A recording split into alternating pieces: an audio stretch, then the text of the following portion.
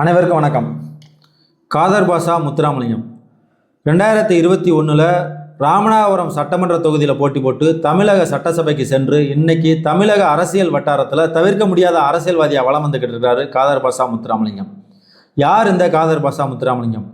தெய்வத்திரு மாமா காதர் பாஷா வெள்ளச்சாமி அவர்கள் இவருடைய தந்தையார். இவர் காதர் பாஷா முத்துராமலிங்கம், இவருடைய மகன் செவன் பாஷா. இப்படின்னு காதர் பாஷா அப்படிங்கிறது இவருடைய குடும்பத்து பேராகவே இன்னைக்கு இருக்குது. 1971 இவருடைய தந்தையார் மாமா காதர் பாஷா வெள்ளச்சாமி அவர்கள் செஞ்ச ரெக்கார்டை இன்னைக்கு வரைக்கும் யாராலும் பிரேக் பண்ண முடியல. முதல்வத்தூர் தொகுதியில் எத்தனையோ சுயேட்சை வேட்பாளர்கள் பல்வேறு தொகுதிகளில் போட்டி விடுவாங்க. முக்கியமாக முதல்வத்தூர் தொகுதியில் போட்டி போட்டிருக்கிறாங்க.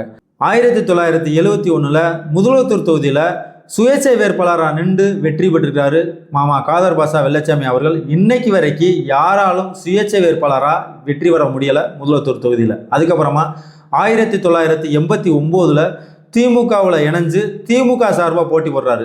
1989 வரைக்கும் முதல்வத்தூர் தொகுதியில் திமுக வெற்றி பெற்றதே இல்லை. இவர் முதல்ல திமுக வேட்பாளராக 1989 போட்டி போட்டு முதலாக திமுகவுடைய பிரதிநிதியாக சட்டசபைக்கு செல்றாரு.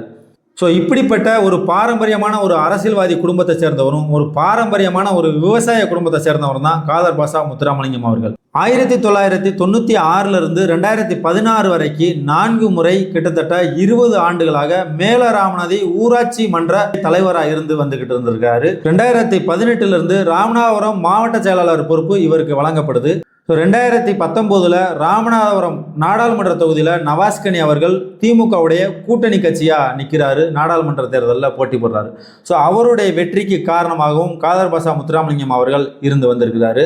அதுக்கப்புறமா உள்ளாட்சி தேர்தல் வருது. உள்ளாட்சி தேர்தலையும் பல இடங்களில் திமுக வெற்றி பெறதுக்கு காரணமாக செயல்பட்டவர் தான் காதர் பாஷா முத்துராமலிங்கம் அவர்கள். ராமநாதபுரம் மாவட்டத்தில் 4 சட்டமன்ற தொகுதி இருக்கு. திருவடனை, பரமக்குடி, முதலத்தூர், ராமநாதபுரம். இப்படி 4 சட்டமன்ற தொகுதியிலையும் ஒட்டுமொத்தமாக திமுக கூட்டணி சுதந்திர அடைஞ்சிலிருந்து 2021 வரைக்கும் வெற்றி பெற்றதே இல்லை. இவர் மாவட்ட செயலாளர் ஆனதுக்கு அப்புறம் தான் வெற்றி பெற்றார் அப்படின்னு திமுக வட்டாரத்திலேயே பெரும் பேச்சாவே இருந்துச்சு. 2024 நாடாளுமன்ற தேர்தல் வருது. ஏற்கனவே போட்டியிட்டு வெற்றி அடைஞ்ச நவாஸ்கனி அவர்களுக்கே இந்த ராமநாதபுரம் நாடாளுமன்ற தொகுதி ஒதுக்கப்படுது.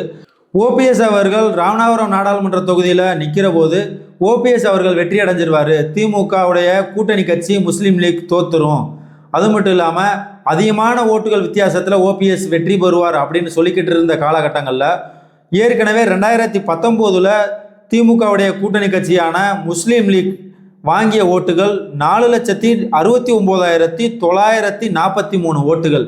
ஆனால் 2024 வாங்கின ஓட்டு 5,09,664 ஓட்டுகள். கிட்டத்தட்ட 1,50,000 ஓட்டுகள் அதிகமாகவும் வாங்கி 2% ஓட்டுகளை அதிகமாக வாங்கி வச்சிருந்திருக்கிறாரு நவாஸ்கனி அவர்கள். அதுக்கு முக்கியமாக உழைச்சவர் காதர் பாஷா முத்துராமலிங்கம் அவர்கள் தான். 2026 தேர்தலில் ராமநாதபுரம் மாவட்டத்திலிருந்து உறுதி செய்யப்பட்ட வெற்றியாக கொடுப்போம்னு திமுகவுடைய தொண்டர்கள் எல்லாமே பேசி வந்துக்கிட்டு இருக்கிறாங்க.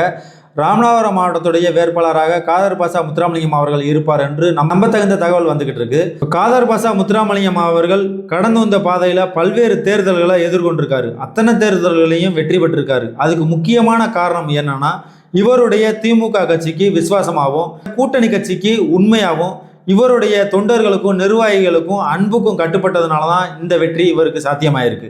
ஸோ இவரை பற்றியும் இன்னும் பல்வேறு தொகுதிகளை பற்றியும் பல்வேறு வேட்பாளர்களை பற்றியும் தமிழ்நாடு சட்டசபை கள நிலவரத்தை பற்றியும் மீண்டும் நல்ல ஒரு வீடியோவில் சந்திப்போம். நன்றி, வணக்கம். நான் உங்கள் ஆலடிப்பட்டி மகேஸ்வரன்.